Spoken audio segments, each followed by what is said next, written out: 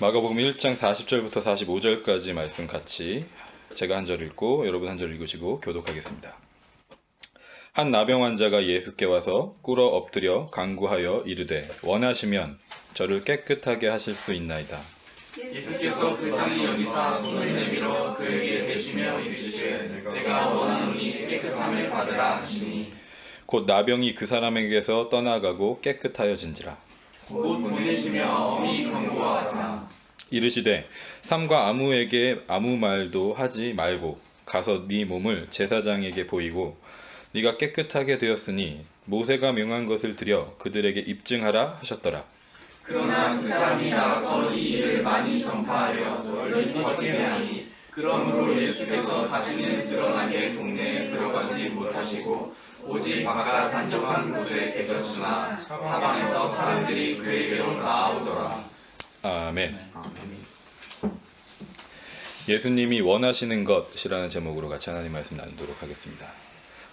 이 본문은 우리 목요일에 성경 공부로 우리 시즌 형제랑 지우 형제가 같이 모이고 있는데 이번 주에 같이 나눴었던 본문이에요. 그리고 이 본문을 끝냄으로써 마가복음 1장이 끝이 났어요. 마가복음 1장까지 우리가 했어요. 되게 오래 했는데 1장까지 했어요. 지금까지. 네. 뭐 기간이 오래 걸리고 뭐 이런 거를 떠나서 그리고 마가복음 전체를 우리가 뭐 다 나가고 뭐 이런 거가 중요한 게 아니라 그 순간순간 우리에게 주신 하나님의 말씀이 있었고 또 그런 나눔들이 있었고 하나님의 은혜가 있었던 것 같습니다. 제가 1장을 마무리하면서 이 마지막 본문을 가지고 우리 공동체가 함께 다시 한번 이 마가복음 1장에서 예수님께서 우리에게 하시는 말씀이 무엇인지 듣고 예수님이 특별히 원하시는 것이 무엇인지 그것을 우리 마음 가운데 새기고 한 주간 살아가는 우리의 삶이 되었으면 좋겠습니다. 이 마가복음 1장에 키워드가 있는데 그 마가복음 1장에 제가 이제 이번에 쭉 이렇게 묵상이 되어진 이 마가복음 1장의 키워드가 세 가지가 있어요. 첫 번째는 복음이고 두 번째는 광야고 세 번째는 비밀이에요. 복음, 광야, 비밀이라는 이 세 가지 키워드가 이 마가복음 1장에 전체적으로 계속해서 흐르고 있는 것을 발견하게 됩니다. 앞에 말씀을 제가 올려놨으니까 같이 한번 볼게요. 첫 번째로 복음에 대해서 한번 우리가 다시 한번 살펴볼 건데 1장 1절을 보면 하나님의 아들 예수 그리스도의 복음의 시작이라 라고 되어 있죠. 그러니까 여기서 우리가 알 수 있는 건 이 복음이 누구에 대한 거냐면 하나님의 아들 예수 그리스도에 대한 거예요. 그러니까 예수님이 성자 하나님으로서 하나님 자신으로서 하나님의 복음, 그것이 예수 그리스도의 복음이다 라는 것을 얘기하고 있는데 이 예수님이 하나님의 아들, 성자 하나님, 즉 하나님 자신이시다라는 것을 우리가 어디에서 발견을 했다라고 했었냐면 이 마가복음 1장 16절과 18절 여기를 우리 한 절씩 교독해서 읽고 마지막 절 같이 읽을게요. 제가 먼저 16절 읽겠습니다. 갈릴리 해변으로 지나가시다가 시몬과 그 형제 안드레가 바다에 그물 던지는 것을 보시니 그들은 어부라. 예수께서 이르시되 나를 따라오라 내가 너희로 사람을 낚는 어부가 되게 하리라 하시니 같이 읽겠습니다. 곧 그물을 버려두고 따르니라. 아멘. 우리가 이 본문을 한번 나눴었던 것 같은데 여기에서 우리가 예수 그리스도가 하나님이시라는 것을 발견할 수가 있어요. 이 본문 내용이 나오기 전까지 예수님께서 단 한 번도 아직까지 어떤 기적을 베푸시거나 사람들에게 어떤 주목을 받을 만한 일을 하신 바가 없다라고 했잖아요. 근데 예수님이 그 갈릴리 해변을 그냥 지나가시다가 거기에서 일하고 있는 베드로와 안드레와 그 뒤에 나오는 요한과 그 제자들을 보시고 그냥 말씀하신 거예요. 나를 따라오라. 다른 그 어떤 것도 안 하시고 그냥 말씀만 하신 거예요. 근데 그 말씀하신 대로 18절에서 그 그물을 버려두고 예수님을 그냥 따라간 거예요. 그러니까 우리가 잘 생각해보면 되게 상식적으로 이해가 잘 안 될 수 있는 부분이거든요. 그냥 어느 날 갑자기 한 번도 일면식이 없었던 사람이 와서 이 사람이 어떤 존재인지도 모르는데 이 제자들이 그 말씀을 듣고 그 음성을 듣고 그 말한 대로 명령한 대로 그물을 버리고 따라갔단 말이에요. 그러니까 여기서 우리가 발견할 수 있는 건 예수님이 하나님께서 말씀으로 세상을 창조하셨던 것처럼 말씀하심으로 그 제자들을 순종하게 하시는, 따라오게 하시는 분이다라는 걸 발견하게 되는 거죠. 그러니까 예수님이 곧 하나님이시다. 우리가 믿는 성부 하나님, 성자 하나님, 성령 하나님, 그 삼위일체의 하나님이시다라는 걸 말하고 있는 거예요. 그리고 이 복음이 그 하나님의 복음이라는 거죠. 예수 그리스도를 통해서 완전하게 계시되고 드러난 하나님의 복음이라는 거예요.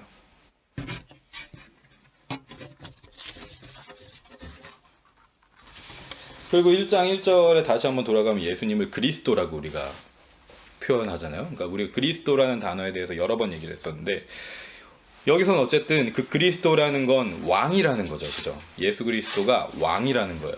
그 그리스도가 포함하는 왕과 선지자와 제사장이라는 어떤 직책이 있지만 여기서 우리가 집중해서 봐야 할 부분은 예수 그리스도가 왕이시라는 거예요. 근데 그 왕이 어떤 존재냐? 전쟁을 승리로 이끌어다 줄, 그리고 그 전쟁의 승리를 통해서 평화를 가져올 존재인 거예요. 이 당시에 이 고대 사회에서의 왕이란 어떤 그 직책은 단순히 그냥 어떤 권력을 가지고 하고 싶은 대로 맘대로 하는 그런 권력자가 아니라 수많은 전쟁들을 계속해서 치러야 하는 그런 상황 가운데 자신의 나라를 강하게 해서, 부강하게 해서 그 전쟁에서 승리를 함으로써 평화를 계속 유지시켜 줄 수 있는 존재가 왕이에요. 그러니까 이 로마 시대에서도 어떤 게 복음이 되었냐면 황제가 새로 태어났다든지 그 황제가 새로 즉위를 했다든지 그 황제가 어떤 전투를 이끌어서 승리를 했다든지 하는 어떤 소식들이 복음으로 사람들에게 받아들여졌다는 거예요. 왜냐하면 그게 그 황제의 승리를 통해서 자신이 속한 그 나라에 평화를 가져다 주는 거였으니까. 근데 특별히 이 로마라는 제국은 절대적인 그 승리와 평화를 어떻게 보면 보장해 주는 것 같은, 실제로 상당 기간의 그런 로마의 평화가 유지가 됐잖아요. 그래서 이 사람들한테는 그게 복음인 거예요. 근데 여기서 이 마가복음을 통해서 이 마가가 우리에게 얘기하고 있는 복음은 그 로마 황제가 전해주는 그 복음이 진짜 복음이 아니라 예수 그리스도가 이 우리 가운데 전해주신, 이 땅에 오셔서 우리에게 계시하신 그 복음이 진짜 복음이라는 걸 얘기하고 있는 거예요. 그래서 영원한 하나님 나라의 왕이신 예수님이 이 땅에 오셨고 그분이 죄와 사망의 권세를 이기셨고 그분의 승리가 또한 우리의 승리다 라는 게 복음인 거예요. 그래서 이 복음이라는 키워드가 계속해서 1장에서 흘러가고 있는 걸 우리가 보게 됩니다. 두 번째 키워드, 아까 제가 광야라고 했는데 이 광야에 대해서 한번 이제 살펴볼게요. 마가복음 1장 12절 13절 이건 제가 그냥 읽어드릴게요. 성령이 곧 예수를 광야로 몰아내신지라 광야에서 40일을 계시면서 사탄에게 시험을 받으시며 들짐승과 함께 계시니 천사들이 수종들더라.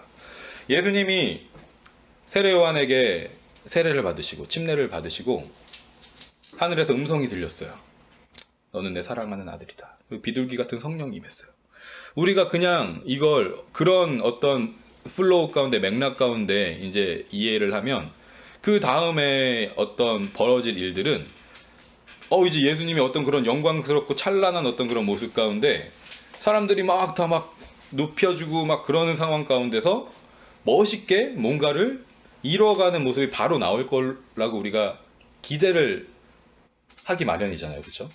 하나님의 음성이 들리고 성령이 충만하게 임하고 했는데, 근데 우리의 예상과는 다르게 그 임하신 성령이 예수님을 광야로 몰아내신 거예요. 이끌어 가신 거예요. 그리고 그 광야에서 40일 동안 사탄에게 시험을 받으셨대요.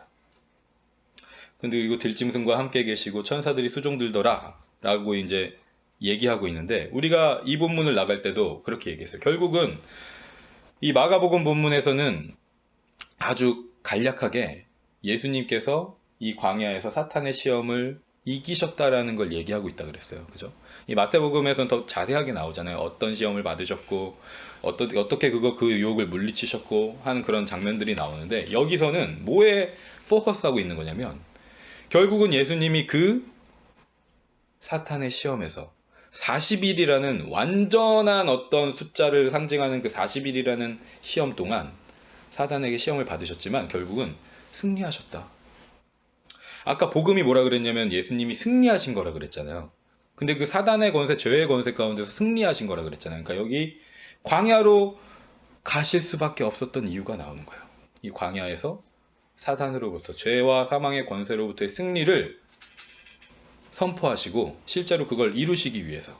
근데 중요한 건 무엇으로 예수님이 그 광야에서 승리하셨냐? 죄와 사망의 권세로부터 무엇으로 승리하셨냐? 이 13절을 우리가 보면 그 답을 유추해낼 수가 있어요. 뭐라고 했냐면 천사들이 수종 들었다고 했어요. 천사들이.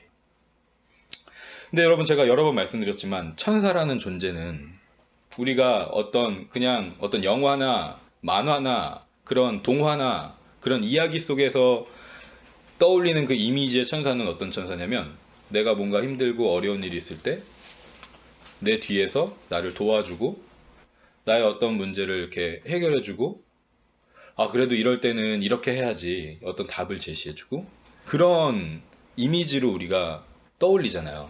그리고 많이 그렇게 그려져 왔고, 그런 이미지들이 뭐 틀렸다라고 우리가 얘기할 수는 없어요. 그런데 거기에 중요한 핵심이 빠져 있다는 거예요. 그 천사라는 존재는 가장 본질적인 의미는 뭐냐? 메신저라는 거죠. 그러니까 메신저는 그 메시지를 전하는 존재예요. 그러니까 여기서의 천사는 하나님의 말씀을 전해주는 존재인 거예요. 그러니까 천사가 우리를 무엇으로 도와주냐?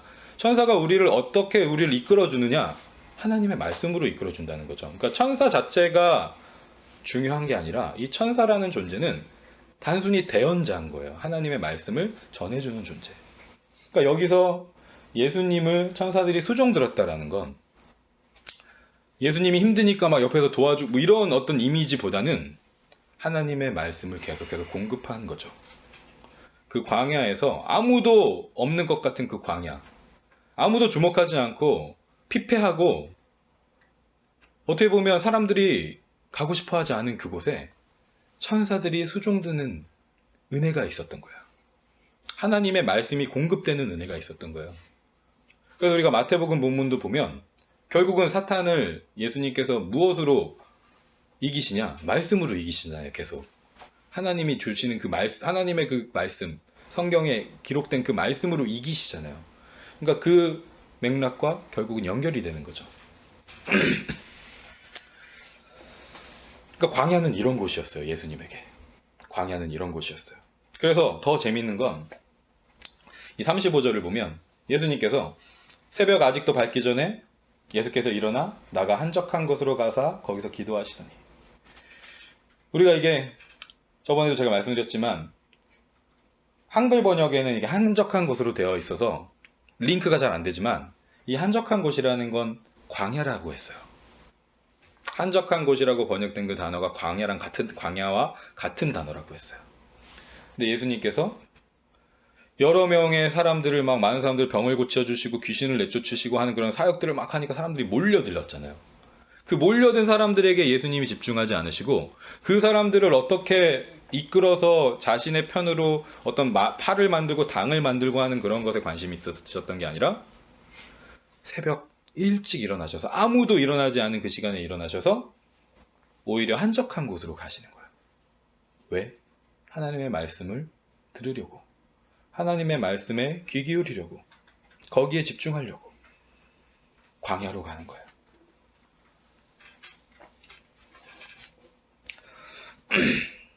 그러니까 성령께서 예수님을 광야로 이끄신 이유를 우리가 여기서 이해할 수가 있는 거죠. 이제 우리 생각으로는 광야로 이끄셔서 힘들게 하고 이런 거를 예상을 할 수가 없는데 분명한 이유가 거기에 있는 거예요.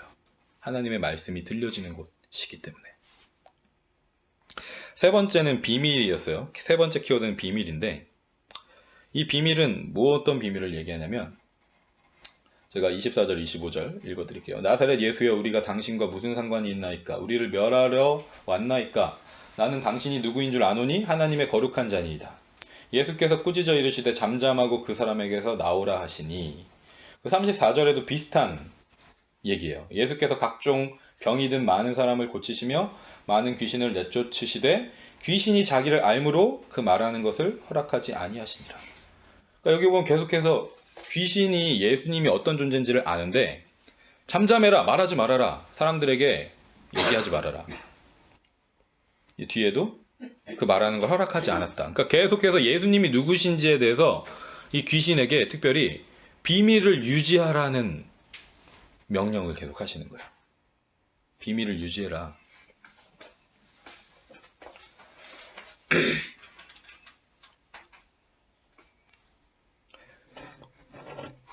이제 오늘 본문에서 방금 얘기했었던 이 복음과 광야와 이 비밀이라는 이 세 가지 키워드가 다시 한번 등장해요.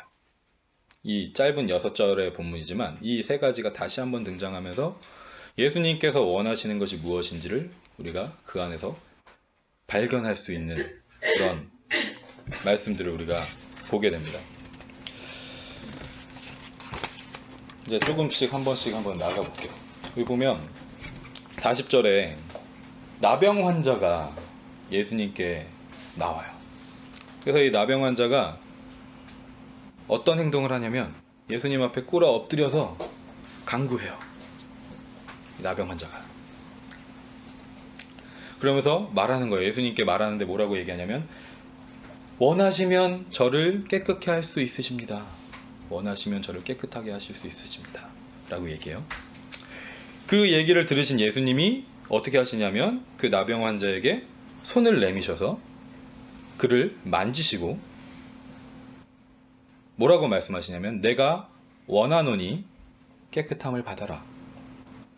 이 나병 환자가 얘기한 간구한 그 내용 그대로를 받아서 응답을 주신 거잖아요. 그죠?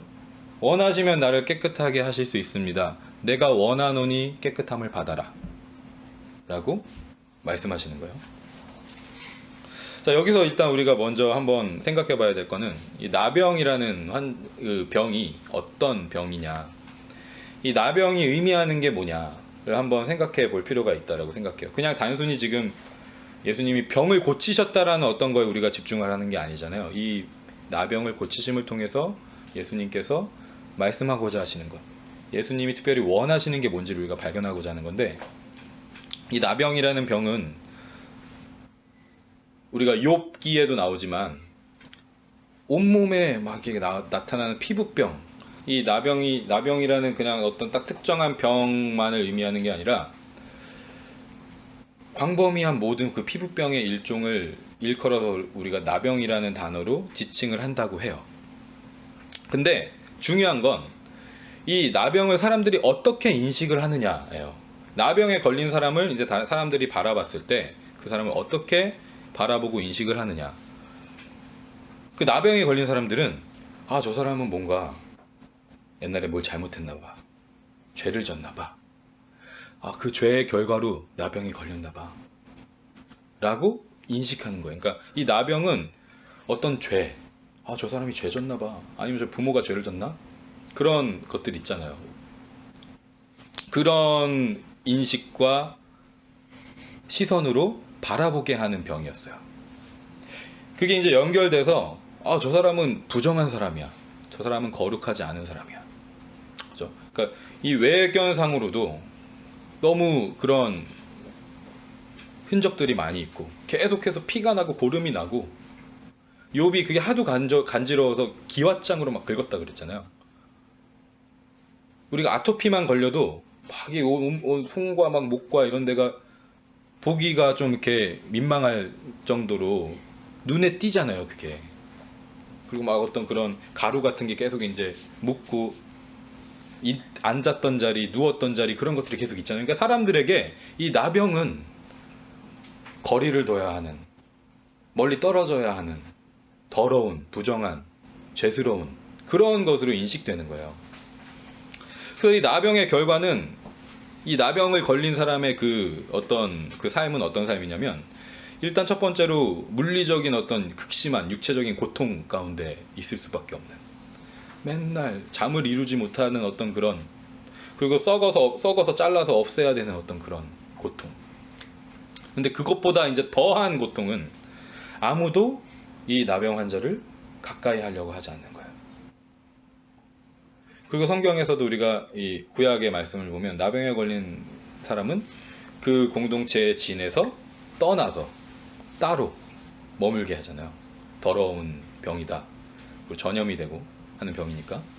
그러니까 가장 큰 고통은 자신이 사랑하고 자신이 속해 있었던 어떤 그 공동체, 가족, 친구, 모든 그런 관계들로부터 단절돼서 떨어져서 소외되는 그런 상태 가운데 있게 되는 거예요. 근데 이제 이스라엘 신앙 공동체 가운데서 우리가 그걸 생각을 하면, 이 공동체로부터의 단절은 결국은 하나님과의 단절로 연결되는 거거든요. 그러니까 이 나병이라는 건 육체적인 어떤 고통 그런 것도 있지만, 상징적으로 의미하는 게 뭐냐면 하나님과의 단절, 이웃과의 단절이에요. 뭐 때문에? 죄 때문에. 더러운 것, 부정한 것 때문에 하나님과 단절되고 이웃과 단절되는 걸 의미하는 거예요.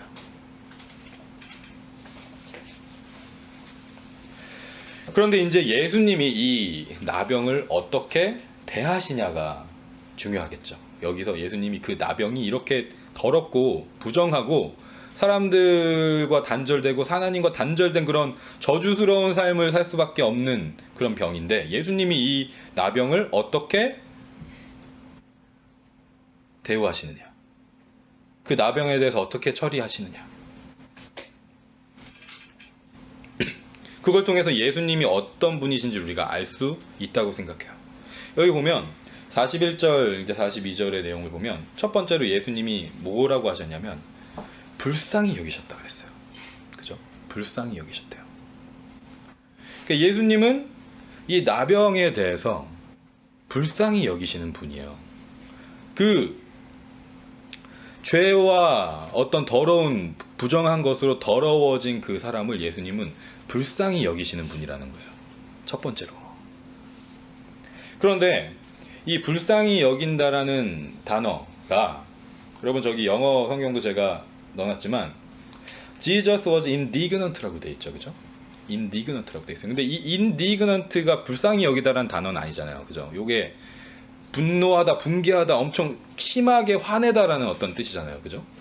근데 실제 이 성경의 그 텍스트 원문이 이 두 가지를 의미하는 단어로 쓰였어요. 하나는 불쌍히 여긴다라는 뜻, 하나는 분개한다는 뜻, 분노한다는 뜻. 그럼 우리가 이걸 어떻게 이해할 수 있느냐? 예수님은 그 죄와 사망의 권세, 그 더럽고 부정한 것으로 인해서 더러워진 상태에 있는 사람을, 우리를 불쌍히 여기시는 분이라는 거예요. 첫 번째로는. 그런데 그 죄, 사단의 권세, 그 죄의 뿌리에 대해서는 분개하고 분노하시는 분이시라는 거죠.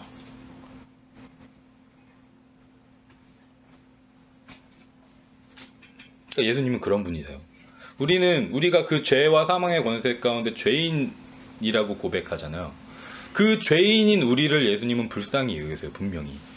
그렇지만 그 죄 자체에 대해서는 분개하신다는 거예요. 그 죄가 하나님의 형상으로 지음받은 한 사람 한 사람 귀한 하나님의 그 백성들을 더러운 상태로, 부정한 상태로 놔두는 거에 대해서는 분개하신다는 거죠. 우리 죄인들을 하나님께서, 예수님께서 품어주시는 건 맞지만 반드시 그 죄의 문제를 예수님은 해결하길 원하시는 분이라는 거예요. 그리고 나서 이제 예수님이 어떻게 하시냐면 손을 내밀어서 그에게 대시며, 손을 내밀어서 그에게 대시며, 우리가 그 당시를 한번 떠올려 봤으면 좋겠어요. 예수님이 지금 나병 환자를 지금 만난 거잖아요. 근데 이 나병 환자는 원래 모든 사람들이 모여있는 마을이나 이런 데서 떨어져 있어야 되는 사람이에요. 근데 예수님에 대한 소문을 듣고 그 모든 사람들의 시선을 다 뿌리치고 용기를 내서 예수님 앞에 지금 나온 거예요. 오면 안 되는데, 올 수 없는 어떤 그런 상태에 있는 사람인데 나온 거예요. 나와서 예수님께 간구했잖아요. 그런데 이제 예수님의 행동이 어떻게 보면 더 비상식적이에요. 그 나병 환자, 사람들이 생각할 땐 더럽고 부정해서 가까이도 가면 안 되는 사람이고, 만약에 그 사람과 접촉을 하거나 만지면 나도 더러워지는 거거든요. 동일한 취급을 받아야 되는 상태에 있는 거예요. 근데 예수님이 그 사람에게 손을 내밀어서 대셨다고 돼 있어요. 그죠? 터치를 하신 거예요. 그러니까 예수님은 어떤 분이냐? 그냥 말로만, 어떤 말씀으로만 죄인을 불쌍히 여기시고 사랑하시는 분이 아니라 그 죄, 더럽고 거룩하지 못한 부정한 것에 다가가서 품으시는 분이라는 거예요. 그러니까 만약에 하나님이 그냥 말로만 우리를 사랑하시고 말로만 어떤 그 죄의 문제를 해결하시는 어떤 분이시라면 예수 그리스도가 이 땅에 인간의 몸을 입고 오실 이유가 없었겠죠. 근데 예수님이 인간의 몸을 입고 이 땅에 오셨다는 거예요. 불완전하고 죄된 그 인간의 몸을 입고 이 땅에 오셨다는 거예요. 그 죄의 문제를 직접 해결하시려고. 그 더러움을 묻히시고 하나님의 그 완전하신 거룩함으로 그 더러움을 이기시려고, 해결하시려고. 예수님은 그런 분이라는 거예요. 그러니까 우리가 거리를 두고 어떤 죄의 문제에 있어서 거리를 두고 그냥 멀리 있다라고 해서 그 깨끗해지는 것이 아니라 예수 그리스도의 그 거룩하심, 그 보혈의 능력으로 그 죄의 문제에 대면했을 때, 그 죄의 문제를 맞닥뜨렸을 때, 예수 그리스도의 그 보혈로 맞닥뜨렸을 때 그 부분이 해결될 수 있다는 거죠. 그러니까 예수님은 그런 분이시라는 거예요. 그냥 멀리서 우리를 가만히 놔두고 이렇게 해라고만 얘기하는 분이 아니라 직접 우리의 그 상황 가운데 들어오셔서, 그 죄된 거룩하지 못한 상황 가운데 들어오셔서 해결해 주시는 분이다 라는 거죠. 그 다음에 예수님께서 말씀하시죠. 내가 원하노니.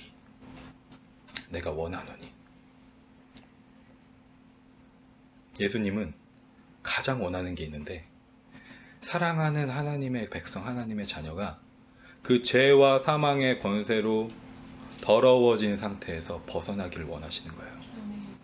이게 예수님이 가장 원하시는 거예요. 그 더러운 것, 부정한 것이 떠나가서 깨끗한 존재가 되는 것, 그걸 가장 원하시는 거예요. 그리고 마지막으로 예수님이 내가 원하노니 깨끗함을 받으라 라고 말씀하세요. 여기서 예수님이 다른 어떤 인간적인 어떤 치료의 방법 이런 것을 사용하신 게 아니라 여기서도 말씀으로 깨끗함을 받아라 라고 선포하시잖아요. 아까도 우리가 살펴봤지만 나를 따라오라, 빛이 있으라 라고 말씀으로 세상을 창조하시고 제자들을 부르셨던 것처럼 예수님이 하나님이신 것을 여기서 또 나타내는 거예요. 그러니까 예수님이 원하시는 건 뭐냐? 결국은 아까 우리가 얘기했었던 첫 번째 그 키워드 복음이 우리 삶의 능력으로 나타나는 것, 실제가 되는 것을 원하시는데, 그게 무슨 의미냐? 예수님이 왕으로 우리를 승리로 이끄셔서 죄된 것, 더러운 것, 부정한 것이 떠나가고, 그래서 우리가 깨끗하고 거룩하게 되어서 예수님이 우리를 다스리고 왕으로 우리의 삶 가운데 자정하시는 걸 원하신다는 거예요. 나도 모르게 왕으로 섬기고 있었던 죄와 사망의 권세가 떠나가서 그 자리가 깨끗하게 비워져서 그 자리에 예수 그리스도가 왕이 되시고 주인이 되는 걸 가장 원하시는 거예요.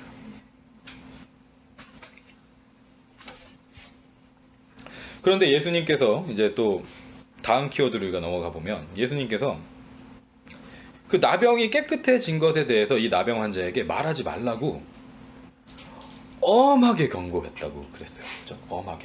엄하게 아주 강하게, 너 절대 말하지 마. 너 나병이 떠나갔지만 절대 말하고 다니지 마. 그러지 말고 율법에 기록된 대로 너가 다시 공동체로 복귀해서 그 모든 것이 회복될 수 있게 모세가 명한 대로 제사장에게 가서 너의 몸을 보이고 또 거기 절차에 맞게 하나님 앞에 예물을 드리고 그렇게 해라. 다른 거 하지 말고, 말하지 말고. 그런데 이 사람이 그 말을 안 들었죠. 안 듣고 가서 여러 군데 많이 전파하면서 다녔어요. 그럼 예수님은 왜 이걸 얘기하지 말라고 했을까? 여기서 우리가 예수님이 원하시지 않는 게 뭔지를 알 수가 있어요. 예수님은 아까 우리가 비밀이란 단어를 얘기할 때 귀신을 통해서 예수님에 대한 어떤 정보가 사람들에게 전파되는 걸 원하시지 않았어요. 이 귀신은, 이 사단의 권세 안에 있는 그 귀신은 예수님을 왜곡해서 전하는 존재일 수밖에 없잖아요. 그죠? 사람들에게 정말 이 사람들이 하나님의 그 복음으로 받아들여야 할 어떤 그런 부분이 아니라 이 예수님의 아주 일부의 어떤 그런 사실, 예수님의 일부의 어떤 그런 능력, 그런 것에만 포커스해서 사람들이 원하는 어떤 부분들을 이루어주는 분, 자신이 이루고 싶은 어떤 부분을 도와주는 어떤 존재, 그런 기적을 베풀어줘서 내가 원하는 부분을 성취시켜주는 존재, 이런 것들로 예수님을 전하는 거예요. 그러니까 여기 나병 환자도 마찬가지예요. 나병이 고침을 받았어요. 나병이 떠나갔어요. 근데 그 나병을 예수님이 고쳐주셨다라는 그 의미가 아직 뭔지 잘 모르는 거예요. 예수님이 왜 나병을 고쳐주셨는지 그걸 아직 잘 모르는 거예요. 그 상태에서 예수님이라는 분을 내가 만나서 예수님이 나의 이 나병을 고쳐주셨어. 전할 수 있는 게 그거밖에 없는 거예요, 이 사람은. 근데 예수님이 이 마가복음 이제 전체를 통해서 결국은 말씀하고자 하는 것, 사람들에게 전해지기를 원하시는 건 아까 그 부분이라 그랬잖아요. 예수님이 이 땅에 왕으로 오셨고 영원한 그 하나님의 나라의 왕으로서 우리가 그 나라의 백성이 되고 이전에 따르고 이전에 섬겼었던 죄와 사망의 권세에서 벗어나서 영원한 하나님 나라의 백성으로 살아가는 것. 단순히 지금 눈앞에 보이는 어떤 그 병이나 나의 삶의 문제나 이런 것들이 일시적으로 해결되는 것에 만족하는 존재가 아니라 이 세상이 절대 줄 수 없는 영원한 그 하나님의 나라의 그 사랑과 그 평화와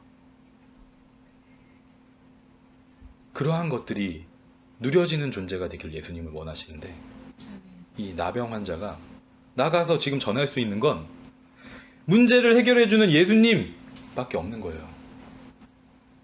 예수님은 그러니까 그걸 원하시지 않는 거죠. 그러니까 우리가 신앙생활을 하면서 사실은 전도를 하고 뭐 이럴 때도 사실 조심해야 되는 부분이에요, 이게. 근데 이 부분을 우리가 사실 잘 몰라요. 예수님을 전할 때, 하나님을 전할 때 내 삶에 어떤 이런 어려운 문제가 있었는데 내가 하나님 앞에 예배하고 기도하고 나갔더니 이런 문제를 예수님이, 하나님이 해결해 주셨어 라는 걸 얘기하면 그게 전도인 줄 알아요. 근데 그 사건은 아주 일부에 불과한 거예요. 우리 삶에서 하나님께서 진정으로 깨닫게 해주시고자 하는 그 진리를 설명하기에는 아주 일부분에 지나지 않는 거거든요. 근데 그게 전부인 줄 아는 거예요.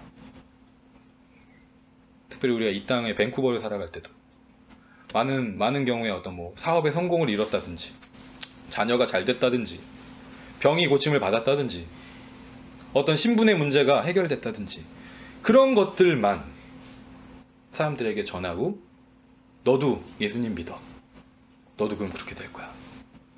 우리가 이런 부분을 부정하는 게 아니라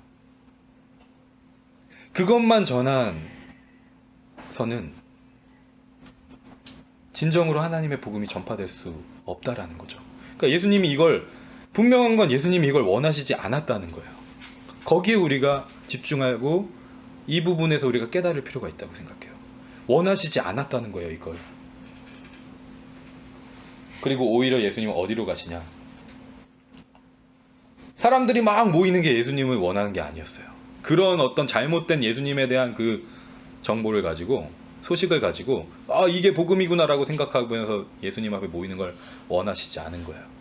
그래서 그 사람들이 많은 곳으로 가시지 않고 다시 바깥 한적한 곳으로 가신 거예요.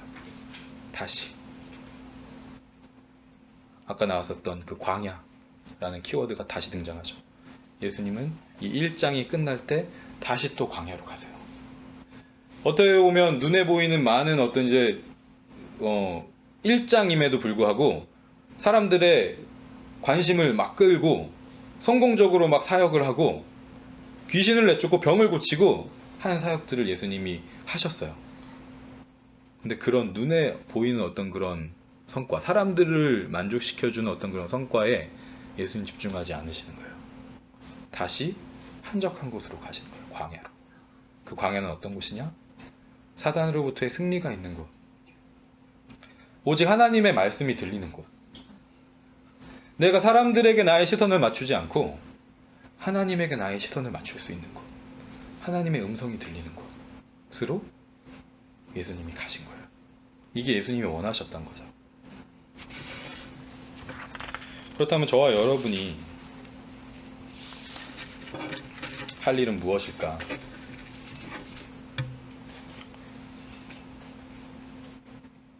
저와 여러분이 할 일은 예수님이 원하시는 것을 간구하는 거라고 생각해요. 여기 나병 환자가 처음에 나와서 예수님께 이렇게 간구하잖아요. 그렇죠?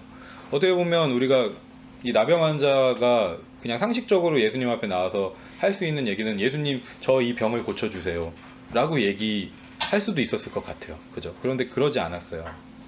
여기서 뭐라고 했냐면 원하시면 저를 깨끗게 하실 수 있습니다 라고 얘기한 거예요. 여기에 우리가 하나님 앞에 구해야 할 어떤 모범이 있다고 생각해요. 이 나병 환자가 이 모든 부분을 우리가 지금 얘기했었던 부분들을 다 이해하고 이렇게 얘기하지는 않았을 수도 있지만 예수님께서 그 나병 환자의 그 간구대로 그대로 이루셨고 예수님이 원하시는 게 뭔지를 이 본문을 통해서 우리에게 말씀하셨잖아요. 그렇죠? 우리는 지금 예수님이 원하시는 게 뭔지 알잖아요. 예수님은 복음이 우리 삶의 실제가 돼서 예수 그리스도가 우리의 왕으로 죄와 사망의 권세가 우리를 다스리는 게 아니라 예수 그리스도가 우리의 왕으로 다스리시기를 예수님 원하시는데 그걸 우리가 구하면 반드시 그렇게 된다는 거예요. 반드시 구하면 주님 원하시면 나를 깨끗게 할 수 있습니다. 근데 예수님이 우리 원하는 거 우리가 알아요. 지금 뭔지. 내 안에 다스리고 있는 그 죄와 사망의 권세가 예수님 떠나기를 주님 원하시잖아요. 그렇게 말씀하셨잖아요. 떠나가게 해주세요 라고 기도하면 반드시 그게 떠난다는 거예요. 우리가 저번에 목요 모임 때도 얘기했지만 이런 말씀들 가운데 우리가 거하고 또 이런 말씀들을 듣고 그렇구나 라고 깨닫고 얘기하면서도 쉽게 이걸 또 잃어버리고 자꾸 다른 걸 구하는 거예요. 당장 내 안에 있는 어떤 그런 직면에 있는 어떤 그런 문제들을 구하는 거예요. 지금 당장 나에게 유익이 될 것 같은 어떤 그런 부분들을 구하는 거예요. 그게 사람의 그 하나님의 말씀이 한번 들렸음에도 불구하고 쉽게 잊어버리고 까먹고 내가 원하는 방식으로 하나님을 믿고 기도하고 예배하는 우리의 죄의 본질이죠. 그게 내가 하고 싶은 대로 하는 거, 하나님을 예배하는 것조차도, 기도하는 것조차도. 근데 예수님 분명히 말씀하시잖아요. 마태복음 6장을 보면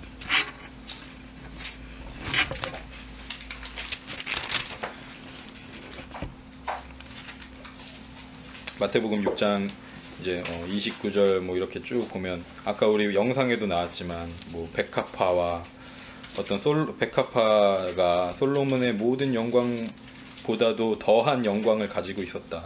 이런 들풀도 꽃도 하나님께서 입히시는데 너희들 하나님 입히시지 않겠느냐라고 말씀을 하시면서 31절에 그러므로 염려하여 이르기를 무엇을 먹을까 무엇을 마실까 무엇을 입을까 하지 말라. 이는 다 이방인들이 구하는 것이라. 너희 하늘아버지께서 이 모든 것이 너희에게 있어야 할 줄 아시느니라. 그런즉 너희는 먼저 그의 나라와 그의 의를 구하라. 그리하면 이 모든 것을 너희에게 더하시리라. 그러므로 내일 일을 위하여 염려하지 말라. 내일 일은 내일이 염려할 것이요 한날의 괴로움은 그날로 족하니라. 라는 말씀을 하시는 거예요. 우리가 뭘 구해야 되느냐? 다른 사람들 똑같이 하나님을 믿지 않는 사람들도 똑같이 구하는 그런 것들을 여전히 구하고 있을 것이냐? 아니면 정말 나에게 필요한 것이 무엇인지, 예수님이 원하시는 것이 무엇이고 그 예수님이 원하시는 것이 내가 원하는 것이 되어서 그것을 구할 때 내가 걱정하고 염려하고 있는 그 모든 부분들을 이미 다 아시고 공급하시고 채우실 그 하나님을 신뢰함으로 예수님이 말씀하신 대로 우리가 구할 것이냐? 그 기록 가운데 우리가 늘 있다고 생각해요.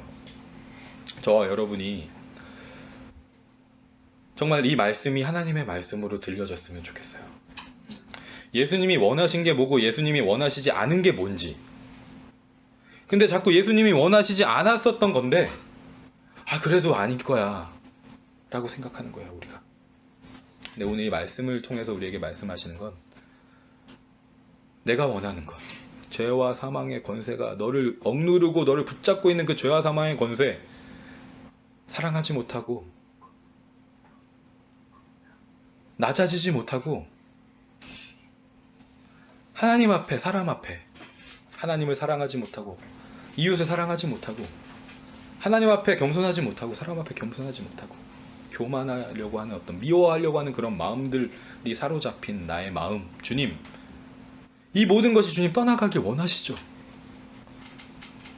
주님, 그렇게 주님이 원하시는 대로 깨끗하게 하여 주옵소서 라는 그런 기도가, 순간순간의 기도가 우리 삶 가운데 있는 저와 여러분의 삶이 되었으면 좋겠습니다.